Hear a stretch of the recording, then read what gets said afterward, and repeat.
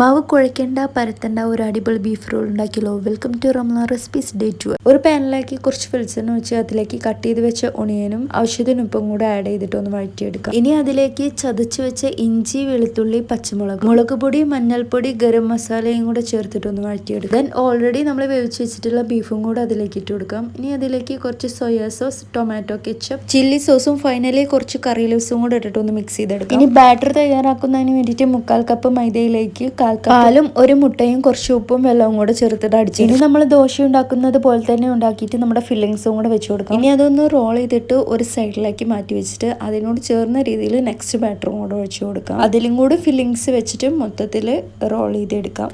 Melted ബട്ടറിലേക്ക് coriander ലീഫും salt and പെപ്പറും കൂടെ add ചെയ്തിട്ട് ഒരു മിക്സ് ഉണ്ടാക്കി അതും കൂടി റോളിലൊന്ന് അപ്ലൈ ചെയ്ത് ടോസ്റ്റ് ചെയ്തെടുത്താൽ നമ്മുടെ ബീഫ് റോള് റെഡി ആയിട്ടുണ്ട്. ഇന്നത്തെ ഇഫ്താറിനപ്പം ഇതായിരിക്കട്ടെ സ്പെഷ്യലി. ട്രൈ ചെയ്ത് നോക്കിയിട്ട് കമൻറ്റ് യുവർ ഫീഡ്ബാക്ക്.